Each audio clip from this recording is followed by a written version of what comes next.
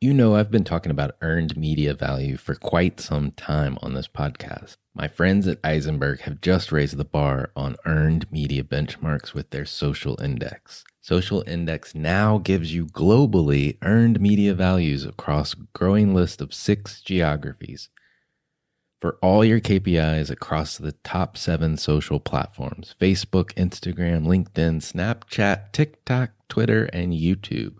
You can now visualize these values for deeper analysis, and they have a look-back window over 2 years of historical comparisons. Social Index is updated daily. Don't get stuck with old data. Over 1,000 companies have used the Social Index to understand the ROI of their social campaigns. And if you work with a social agency, you should demand they incorporate earned media values into your reports. Get your earned media value for social content. Visit earnedmediavalues.com.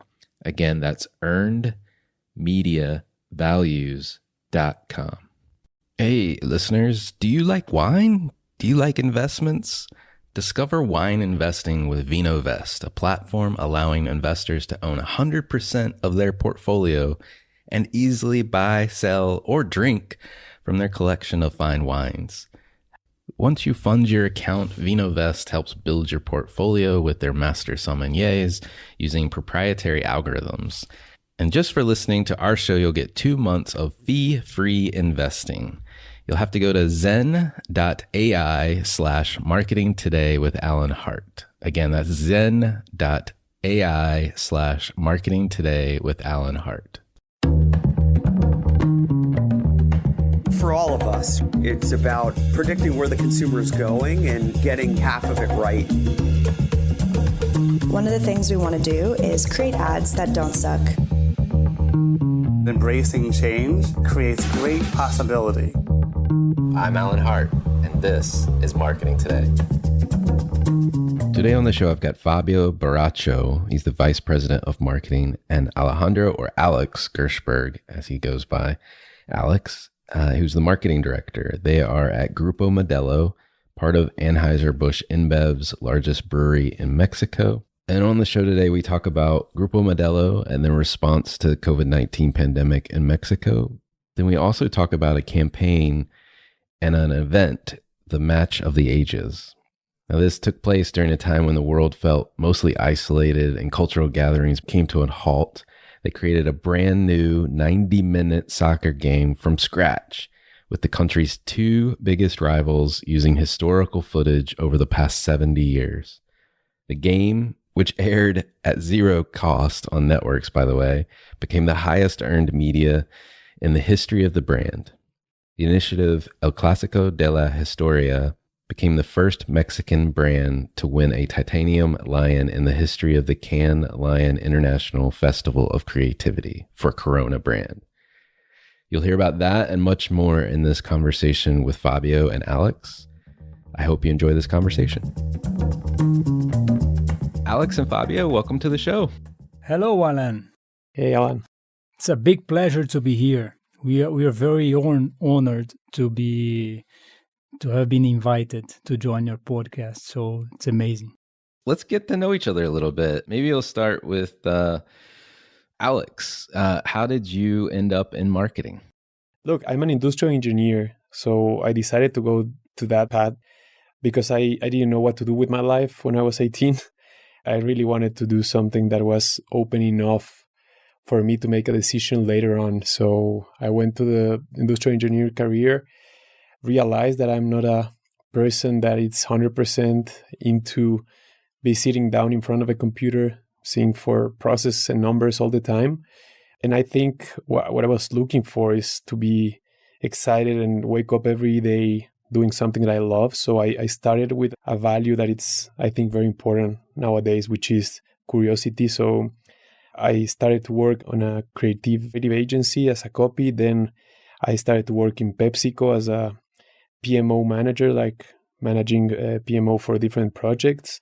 And then I ended up in the trainee program for AB InBev. The first year they opened it here in Mexico after when AB InBev added Grupo Modelo to the family. And I ended up trying a lot of the areas, people, sales, finance, and I crossed roads with marketing, and it was like a very special moment. It was like falling in love when I tried marketing and I did a campaign and I worked with a brand. I felt like I was ready to never move from there. So that's quite how I started loving this amazing journey of doing marketing. I've had a number of folks that started in engineering and ended up in marketing. It's not always a straight path, but I'm glad you found your way to marketing. We're glad to have you, so to speak. Fabio, how about you? How did you end up in marketing? I have always been interested about creativity. I remember when I was a child, it was all about, inventing things all the time, very curious as a little boy. And when I grew up, I decided that I should work with creativity in a way, but I had no interest for engineer, for maths, for numbers. So I decided to join the real creativity world. And I studied marketing, and I started working in advertising agencies in Brazil at the time. And I have worked for more than 10 years in many different advertising agencies in Brazil and the US. And then one day I knew AB InBev as my client. It was amazing, the culture of the company, the values, and how they worked with their brands. And then after 4 years working for AB InBev as my client, I decided to join the team and I started working at AB InBev in Brazil. Then I moved some years later to Argentina for a new experience as VP of Marketing in Argentina and some other countries in South America. And 2 years ago, I joined the Mexico team as the VP of Marketing for Mexico. So my journey is a little bit more obvious than the Alex one, but I have always been a very creative person, and I think that this is the word that I love, and this is why I do what I do, and I think that this is very important for everybody to do what you like to do, what you love to do. I love it. You're also the VP of marketing. So, and just for listeners, AB InBev owns Grupo Modelo. So we'll probably go back and forth using Grupo Modelo or AB InBev from time to time. But tell me, Fabio, a little bit about the role of VP of marketing. What does that include? As a VP of marketing here, I have a bunch of responsibilities. So it's not an easy position.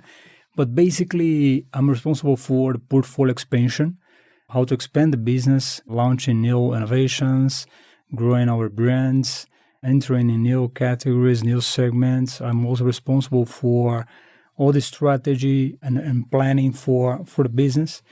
And basically, this is what I do. I'd love to be more connected with what I said before, the creativity part of the business. But as a VP of marketing, I have a lot of different responsibilities. But basically, it's portfolio expansion. It's how the company is going to grow in the future, what we need to do with our brands, and how we need to innovate, and where we should enter, where we should try to do something different. So it's a very provocative role, but it's connected with the medium long term in terms of how to develop and make the business grow. Alex, I'm going to slip and call you Alejandro, but you go by Alex. So Alex, what's your role as marketing director? So I lead an area named Consumer Connections. So this area, it's where data, media, and experience and entertainment get together. And what I share with Fabio very close is the portfolio view. We are responsible to make sure that we build into a strategy of portfolio, making sure that the brands will be talking to the right audiences at the right time. So we connect the brand, the reasons to believe of each brand, who they need to talk to. And we do it. And I love the name of Connections because we need to be close to our consumers. And the way to do it is through creativity. I love the new concept of attention economy because we know that for each of one of our consumers, there's 24 hours a day and we are all fighting to get their attention. So if we don't get to understand that we need to be creative and we need to connect with them in a different way, in a relevant way, we're going to miss the opportunity. So we are looking forward to be more entertainment driven and less interrupting and making sure that they are looking for the skip button on whatever we're doing. I really love how you described the consumer connections piece and the instant data and experience and creativity all coming together to make that happen. It's interesting because In the past, consumer connections was about how to connect people with the brands in the right way. So using media experience and different levers. But what happened in the last years was we started thinking about data and started working with data. We discovered how data can potentialize creativity in how to connect people with our brand. So I think that the consumer connections team that we have today all over the world, it's about creating new business solutions for consumers based on data. So, and this was a huge transformation. So I think that the level of creativity of AB InBev all over the world grew a lot in the moment that we started using the data to connect creativity and consumers and business. So it was a huge revolution. I think that consumers connections moved from, traditional to absolutely disruptive, an absolutely disruptive area in the marketing team. And we became much more creative, understanding better consumers. And that bridge was built especially by the connections team. So it was a very important evolution, I think, as marketers in our company. It's a very topical subject. I actually released an episode with a McKinsey partner based out of the UK, and she leads the marketing and sales practice. And I only bring this up is because they just released a report, I think last year, around the combination of creativity, analytics, and purpose as the intersection of where explosive growth can happen for a company, or great results can happen for a company. And I know we're going to get to purpose a little later in this conversation, but you guys, the teaser here for people that are listening is that you've combined all three of these things. We're talking about the practice of consumer connections now, but we'll get to the purpose part. But it's interesting. This is an application of what we heard from a couple episodes before. Yeah, no, the fact that we have here today, the head of connections is an example of how transforming this combination can be, and it's not easy. I think that this is probably one of the most important things for the marketing activity to think about and to evolve. It's a very interesting evolution. So we've talked about AB InBev owns Grupo Modelo, which is a brewery. I know the brands that come from Grupo Modelo: Corona, Modelo, Pacifico in the US. Fabio, how would you elaborate on how to describe what Grupo Modelo is? Grupo Modelo was acquired by AB InBev in 2013, but Grupo Modelo in Mexico is a 99 years old company. It's an iconic company. It was probably the first entrepreneur company in Mexico who was able to create a brand and a product to export all over the world. And because of that, Grupo Modelo in Mexico, it's a company recognized as part of the national pride. So Corona was probably the first Mexican product to travel all over the world because of its quality, but also because of an entrepreneur attitude of the founders of Grupo Modelo. And the company has an amazing portfolio today based on the same values that are related to innovate, to create something new, and to push Mexico to do something better to the future, to break with the barriers and believe that they can be much better than they really are. So it's a very, very interesting company. We have actually the leadership of the marketing in Mexico. It's a very strong company with a very large portfolio. We are not just a brewery. So basically, we are a brewery as our core business, but we expanded the business in the last years for different segments and different categories that are near beer. And this was part of the growth. And it's a company that people love in Mexico. All the Coronas that we have all over the world basically are produced here in Mexico in order to guarantee the quality, the heritage, and all the principles behind our product. It's amazing to see how the power of this company and how important this company is for the culture, for the future, for the country. It's something amazing. I think that there are few companies in the world with this relevance for the culture. I think that context for listeners is going to be really important as we talk about what's next, which is like we're living through this global pandemic. And it's really important, I think, before we get to the campaign and all the fun soccer stuff that we're going to talk about, or football stuff that we're going to talk about how that company, a pride of Mexico, supported Mexico during the pandemic. And I'd love for you to tell me more about that. Maybe Fabio, you can lead. No, for sure. It's a company that, Mexico had periods of very tough periods in the history, earthquakes, economic crisis, pandemics. So Mexico suffered a lot in the last century. And I think that Grupo Modelo was the company that was always the first to say, I'm here to support you Mexicans, and I'm here to help you to move forward, and I'm going to do what I can and what I need to do to make it possible. And during the pandemic was exactly the same. I remember that in the first beginning of 2020, when we started listening about COVID, coronavirus, that for us was a kind of very bad name for a virus. But when we started listening about the crisis, the company immediately changed the mindset. They said, this kind of problem, we know how to address this kind of problems. Is the moment that we need to stop doing what we do and start doing what people need from us. And we decided to basically to prioritize the support for all the Mexicans instead of put the focus on the business. And I remember that talking about marketing specifically, I remember to do a call with all the marketing team in Mexico to say, from now on, and I don't know when this is going to end, but from now on, we are not going to have the same positions. We are not going to work for what we used to do. So all the traditional roles of each one of you are canceled, and we are going to work as a marketing team for Mexico. And all that we need to do is to work in different squads for different problems, trying to contribute with the solution for the problem. And we decided to cancel all the media investment and all the brand investment, and then we decided to use 100% of the sales and marketing package for Ideas for Good.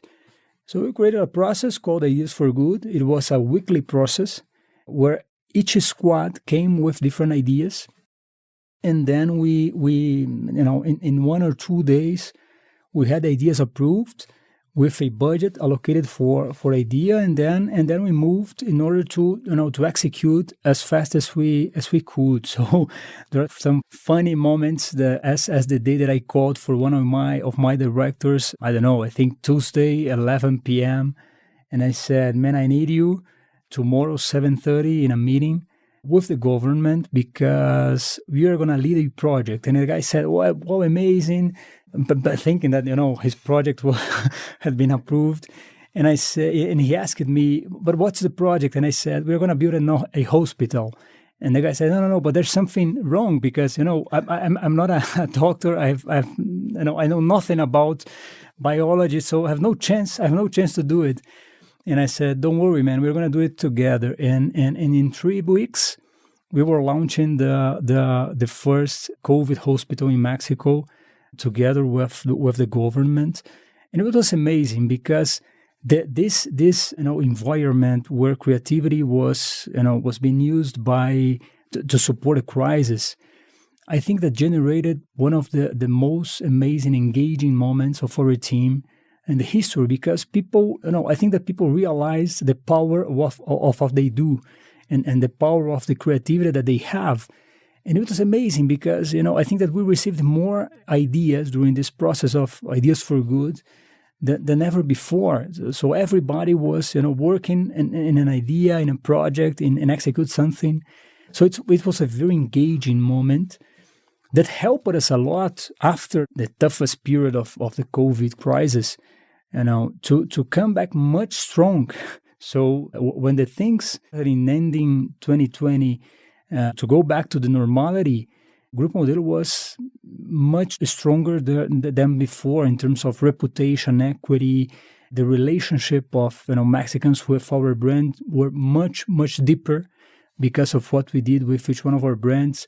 So I think that it was a magic moment, being honest. For me, at least, was magic. And I think that the creativity that we generated during the pandemic, during this, this moment, was so intense that today I have a much more creative team because they believe in the power of what they do. And what I need to do now is to engage the team with the brands again, because they're so involved with hospitals and something huge that I need to make the team go back to the brand and say, no, we can do it with the business. Now your work's cut out for you. They found purpose. It was building hospitals. Maybe it's a fantastic story just about the company's dedication to the country and the citizens that they live in their community. And I think it makes it all the more amazing, as we switch gears a little bit from building hospitals to then the pandemic is not over by any stretch of the imagination, but people are getting bored in their houses, right? And they're all stuck at home, and sports is canceled, etc. So, Alex, I want to talk to you about the Match of the Ages. Tell listeners a little bit, like, what was this all about?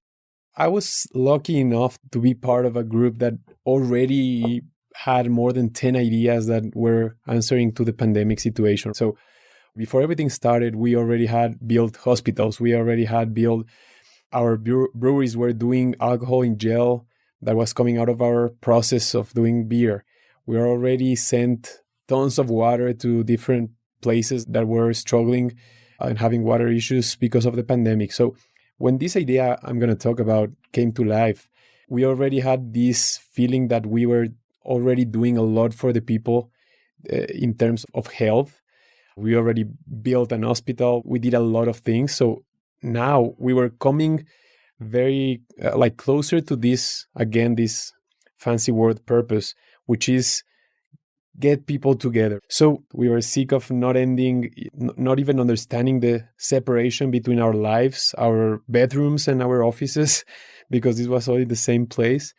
So in this process, we were very excited about creativity. So we had a partner, which is the agency We Believers, that were very close to the process. We are very close. We're very good friends with Marco Vega, the CFO, and Gustavo Lauri, but we were very close to them, and we were talking day and night about feeling uncomfortable with everything that was happening at that moment. Like, we were talking about people missing soccer for more than 60 days, and we are in a country where soccer is mainly probably the only thing that put this country together in a context where everything is separation.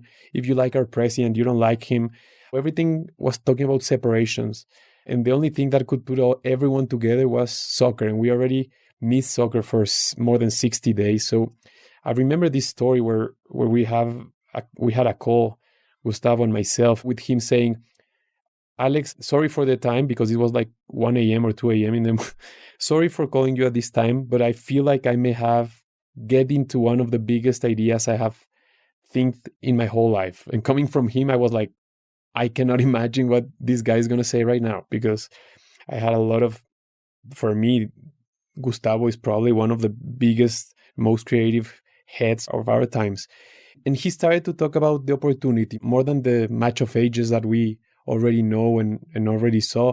He started to bring a lot of provocations about Mexicans missing soccer to build into doing something for the country, for the people, entertaining people. They are sick of watching the same game that Mexico played in the World Cup of 2014 and almost beat Brazil, but ended up as a tie. The miracle of our goalkeeper. And like, even the TV partners were airing the same games, but people already knew those games and those content.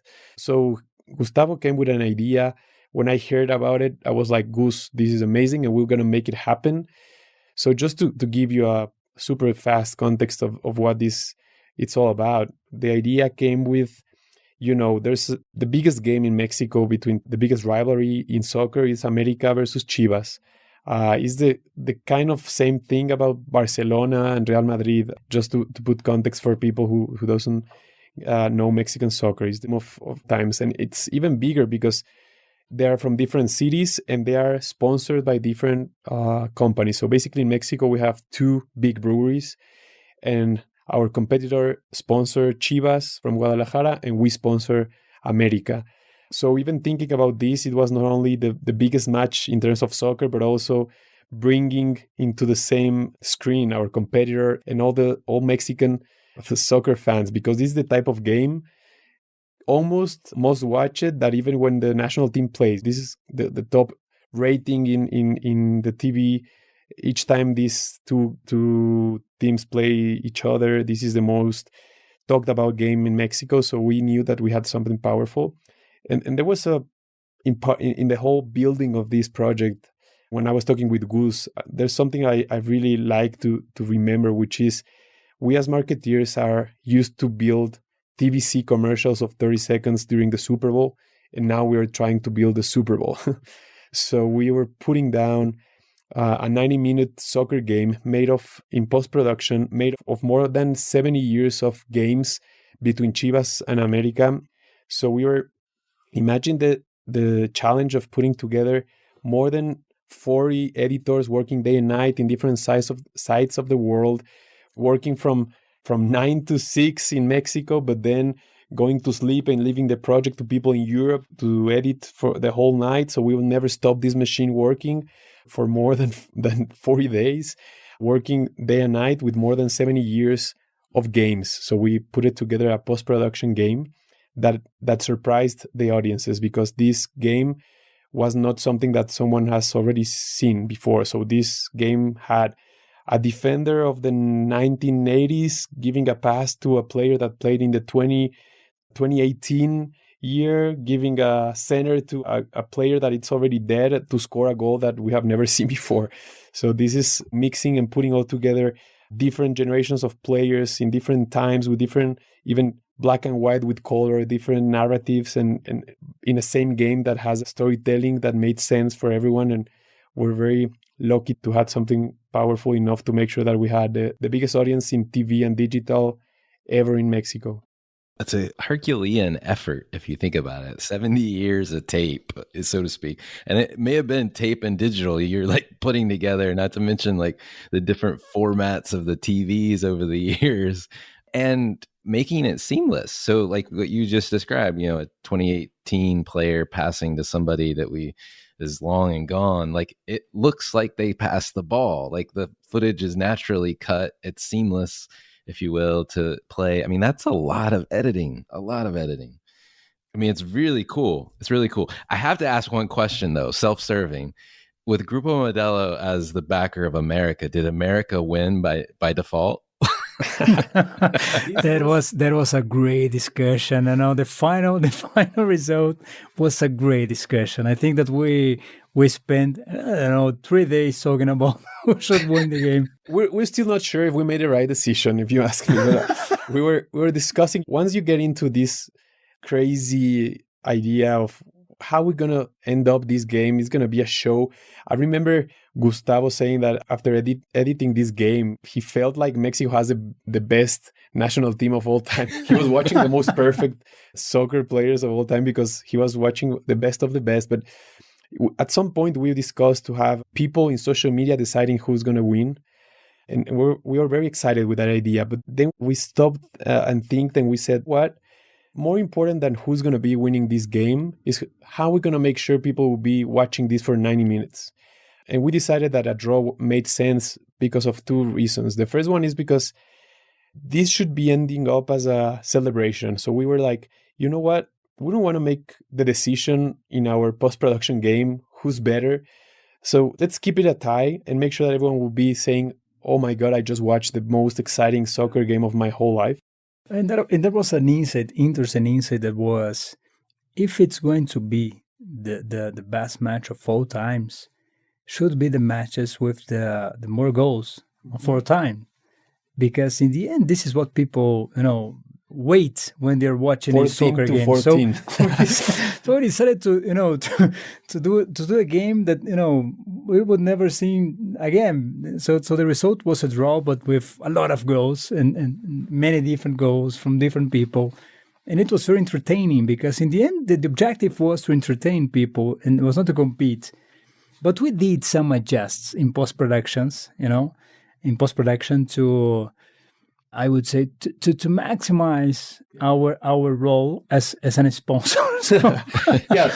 so it was also part of the numerous hours of editing, how to make us, a little bit, more, more protagonists. And I don't know, Alan, if you've had chance to see the 90 minutes. Something that really happens in this game is you have goals canceled, you have people running into the field. There's a moment which it's probably my favorite moment where you get to see a coach coaching himself. So you get to see the coach when he was 60 years old, coaching himself when he was 22, and this in a perfect sync. So it is a moment where you realize, oh my God, this is so crazy. We just erased the line of time and physics because this guy is screaming to himself to score a goal. And this is, for me, one of the craziest moments of this game. But as Fabio was saying, it was all about entertaining, and it was all about make sure that we will also giving something to Mexicans. So I will also share with you something that made us super proud, which is part of this craziness was also to make sure that we will be able to make sure that this 90 minutes entertainment platform will be something to support Mexicans as well. So this was not going to be disconnected to the whole health efforts that we were doing at that moment. So we invited very iconic and important brands connected to Mexico. For example, Aeromexico, Nescafé, Jumex, all of these brands that already have the Mex in their name because they are very important for this country. And we came to them and said, you know what? You usually will pay for this 90 minute. They always commercialize that as a minute. You pay for the minute within the seconds. And we said, we have the dream to make in post-production, but we made sure that we said to these brands, we're not asking for your money. So you're going to decide what you're going to put on the table to make sure we will help Mexicans to be better prepared or we're going to help them during the pandemic. So Aeromexico put huge and amazing amount of tickets to move doctors from one city to another. Jumex put a lot of food for doctors to be moving and help different communities. Nescafé helped putting coffee in some of the places where we were helping with a lot of health issues. And then when we started with vaccination, they were also helping. So we really wanted to put together brands that will step up and do something for Mexicans. And it's important also to mention the role of Televisa, because the idea came from an amazing creative agency, an amazing creative partner, together with our amazing creative team. But in the end, it was important to the role of the probably the main partner, because we went to Televisa, that is probably the most important TV channel in Mexico, the biggest one. And we said that we want to have access to 70 years of footage for the America versus Chivas games. They said, you are crazy. For 70% of this I have in traditional films that I don't know, what they are. You don't know how to get it and move to an editing place. And I think that they believed in the project, and the project was during the year of 2020 one of the highest audiences of all the soccer games they had that year, which was amazing for them also, and it was a very important part. And I think that when we have a very powerful idea, it's easy to make everybody part of it, because everybody wants to be part of it. So they were an important partner. I think that they didn't believe in the first beginning. When they saw us with a truck to get all the traditional films, they said, no, this is serious. They're going to do it. To your point, like bringing all these partners to bear. I mean, and not stopping at just editing a great game, but, you're going to broadcast that across Mexico with your TV partner with free placement, I imagine, right? And then, we're not going to stop there. We're actually going to bring even more partners in, and we're going to superimpose the billboards digitally in here and create new opportunities for sponsors to play a big role in part of the show as well. I mean, you guys, this is a whole new format of how you can create entertainment. I think you guys cracked the code on trumping the metaverse. You just created a new reality of the real life. You didn't even need the metaverse. You just created another reality. It's true.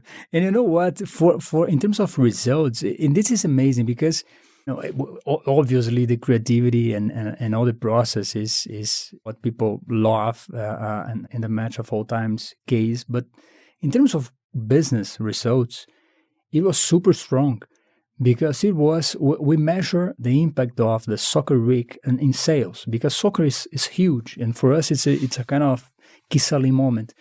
And this week last year, considering all the context of the pandemic, was the best soccer selling week of the year. So in terms of results, it was also very positive because we could engage people in the right way. And during the game, there was a lot of calls to to promos to different to motivate consumption. In a moment where people were at home with nothing to do. So it was very important also in terms of results. And I like the metaverse approach that you gave, Alan, because we have been talking about this project for so long, and this is the first time it came out, and made me think about the new reality that we created. And something that makes me feel very still like impressed is when creativity even breaks the normal, because in this 90-minute game, we had our biggest competitor sponsoring Chivas and having their logo in their back of the jersey of one of the teams. So imagine how many times in front of the camera we had our competitor put it by ourselves, but we're so sure that it was so new and so important for the country that this even, for me, it's like a proof of, I don't know if we need to call it humbleness, but saying like, at this point of the moment of what we're really living in Mexico, it's not important if we're having more share of appearances in the game or less. It's about the best plays of the last 70 years. So we don't care if our competitor is part of this 90-minute game. It's all about what people are expecting to get to see the best game they have seen in their lives. And I think this is one of the best lessons for every industry in terms of creativity, which is creativity is more powerful than egos of the brands and the process. It's about people. From the fact that the game ends in a draw where all Mexicans win, like both teams are equals and Mexico is winning here. That was no time to disappointing anyone, Exactly. To you guys, I mean, from a creativity standpoint, I mean, you're the first Mexican brand to win a titanium lion in the history of the Cannes Lion International Festival of Creativity. So you're bringing Mexican pride back home again, right? On the national, global stage, I should say. So, I mean, this is just like not only the business results that Fabio, you were talking about, but just from a pride and like uniting your country. It's amazing. It's amazing what you guys have done. That's amazing. It's connected with this national pride relationship between Grupo Modelo and Mexicans. I think that for Mexico was important. Mexico in terms of creativity, it's a country that it's still in the development phase, I think, and it was really important because I think that what we did with creativity, with marketing, was to make Mexico believe that it's possible, that we can win a titanium. I remember when I arrived here 2 years ago, and the first thing that we did as a team was to build our dream and put some KPIs to try to measure the dream, to see if we were in the right path. And in that moment, 2 years ago, we defined that we should win a lion, a Cannes lion, the first one of our company in Mexico. And Mexicans, they're amazing in this sense, because when they start believing that they can move forward, they can break a barrier, then they do it. And I think that what we did with creativity for all the community, so I think that it was not good just for Grupo Modelo, it was a community for marketing in Mexico as an industry, to show that it's possible to do it. You just need to believe, you just need to, obviously be creative, but it's possible. And opens a different window, I think, for Mexico in terms of what comes next. It's very powerful to think about, for so many countries in the world, when you get to say Mexico, the first thing that comes to their head is Corona, right? It's like almost like a country brand. And what you just said, I think, to bring the first titanium to to Mexico, it feels like you were saying, like bringing back Mexico to the map, because this brand, it's over more than 180 countries, representing a country that almost the country everyone's talking about in terms what places people want to visit. Coco made a lot for ourselves with that Disney movie, but I think for Mexicans, it's what they needed in terms of creativity, but it's something that if we, at some point as a country, we're already doing it in of the movie. Now in the Oscars, Mexico have already a role. I love to have the same role in soccer, like real soccer, in the World Cup, but we're doing music, we're doing it in cinema, in the Oscars, and I think to bring the titanium to Mexico, it is a proof that we Mexicans have a lot of creativity inside of us, because we are ready to be prepared for finding a solutions. As Fabio was saying in the intro, we as a country had a lot of issues in so many different cases. If it's a earthquake, if it's a pandemic, if it's our reality. But I love the idea of not only that we can, but we will always look forward to see how to convert obstacles into opportunities. And I think this lion, it was a result of something that came as a huge and great idea. But we never thought about a lion can till the end of the game. It was not even in our heads. But the first time we said this is something that can become a lion, it was Sunday after the game was aired. We were looking at the results and we were like, oh my God, this is so huge that we need to put all the editors back, because we need to do a very powerful video. And we were tired, but we were like, okay, we're going to get a week of rest. And then guys, we need to come back together, because this really converted what we dreamed. I mean, this is such a impressive initiative. I mean, you guys have said it many, many times. I don't want to repeat it, but I mean, I'm just kind of floored by it. And kudos to you and all the teams and all the folks and all the sponsors that you guys named off that got involved in this and came together to really make it a successful effort. And it's just an amazing, amazing effort. I would love to kind of switch gears a little bit and get to know you guys a little bit more, yourselves individually. And one of my favorite questions, and I'll come to you, Fabio, first, is, has there been an experience of your past that defines or makes up who you are today? I don't know. I think that if I could, give an advice to myself, as we did during the game, it would be to be more authentic. And I'm going to explain why. Because I remember that I have worked for such and such an amazing agency, and there was a mouse pad. At the time, mouse pad was something that we used to use. And there was something that, a message in the mouse pad that was, ideas can come from everywhere. But that was not true, because it was an era where we had that kind of celebrity, creative genius, move in the industry and in a way controlling creativity. So it was very tough to be authentic, to be bold, and to listen, to empathize to different profiles and to bring diversity to the table. And I think that this makes all the difference. So the power, and moving years after that experience and to the pandemic experience I had in Grupo Modelo, and I saw that, putting all the team to generate ideas in a weekly base gave us the most creative moment of our history, and ideas came from everywhere, from creative guys, from everyone in our team. So I don't know. I think the advice for me in the past would be, being more authentic, fight for new ideas, try to avoid do the same to be part of it. And I think that fortunately we are in a much better place today, but it's something that, to keep in mind. Alex, what about you? Has there been an experience that you've had that defined who you were or makes up who you are today, and any advice that you'd share?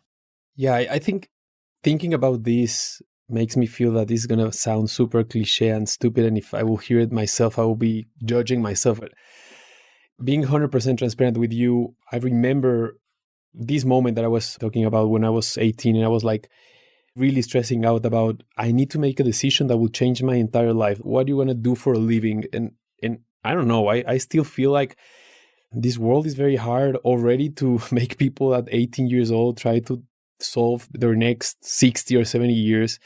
That was like the first time I decided like, I have no idea. So I started one process that now it sounds very cliche what I was saying, because now everyone says, get out of your comfort zone and do whatever you think you cannot do. But what I did is I went to the university.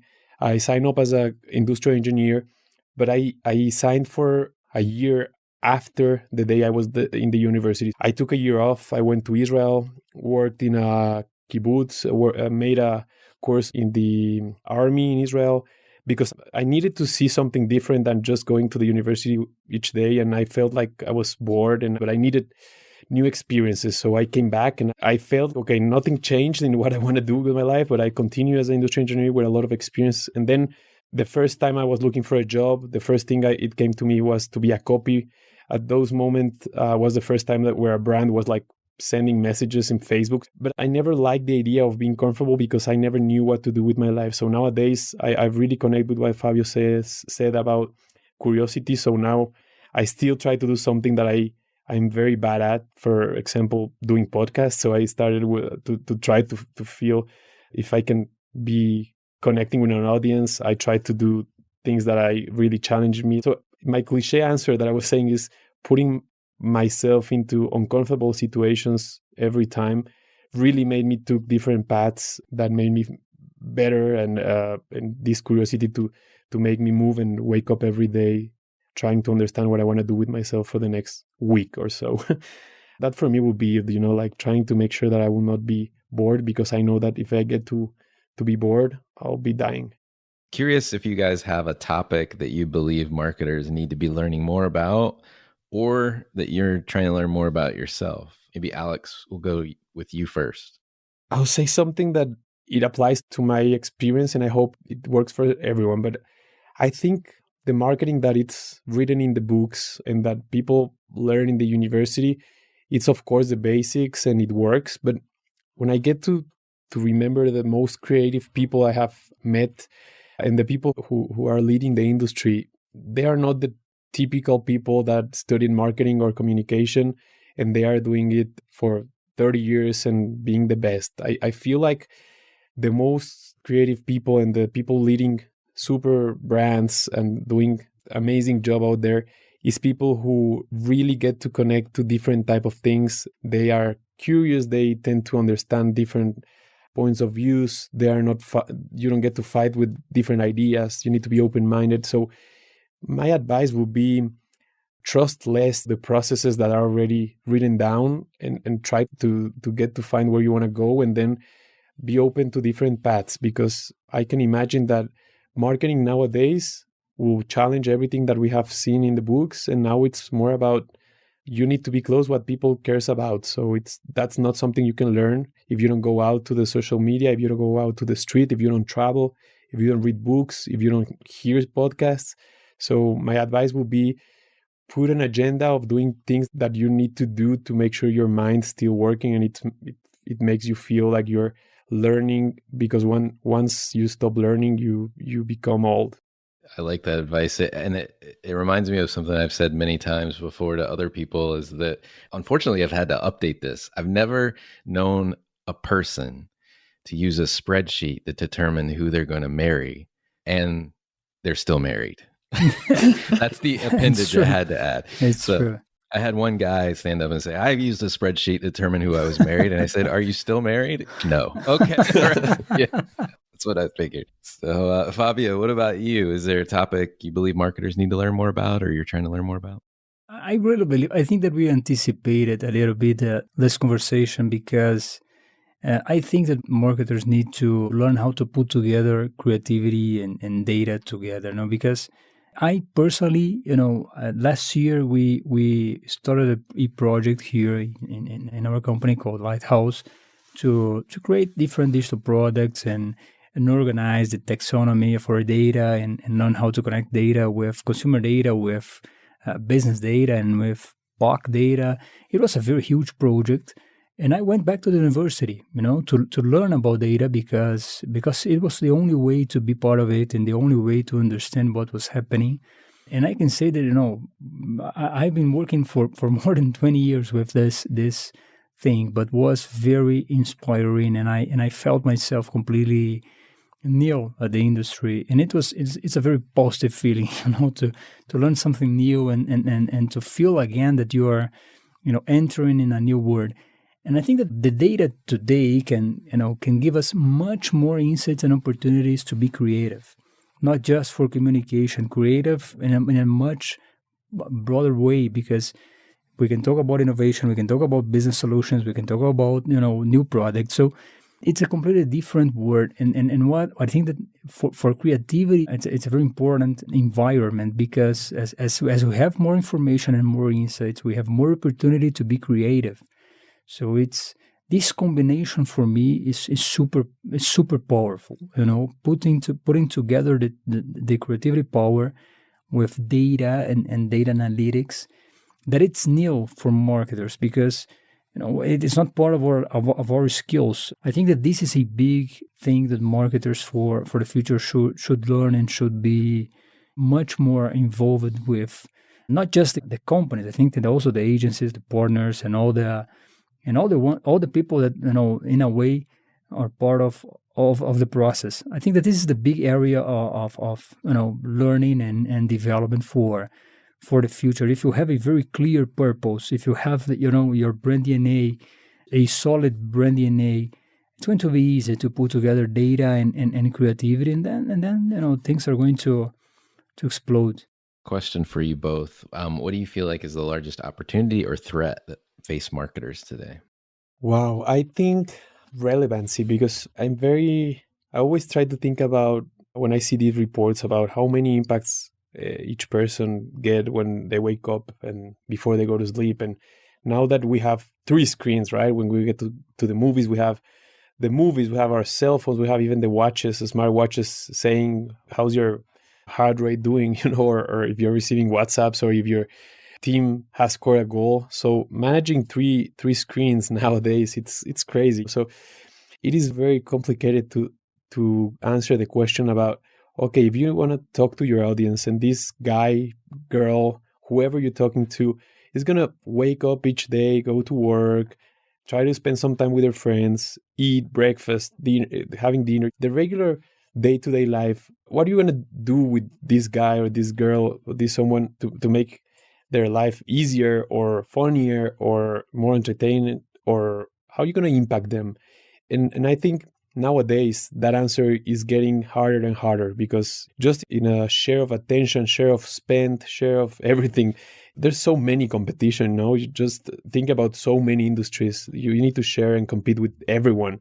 I like the definition that once I heard from Netflix, that they're saying we even compete with a gym, right? Like, we need people to decide to see a series instead of go to the gym.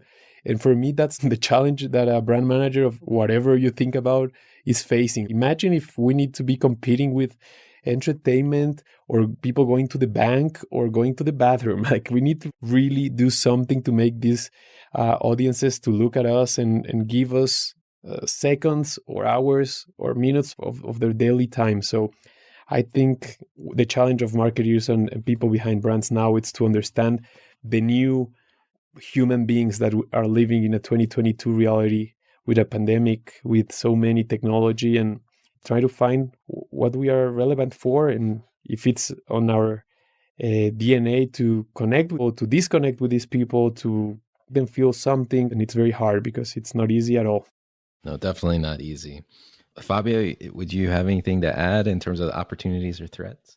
Just something that I've been thinking a lot about. It is probably one of the challenges that we are going to have after the pandemic is, and because of the speed that life and that we spend life today is how to adapt and think in the short term.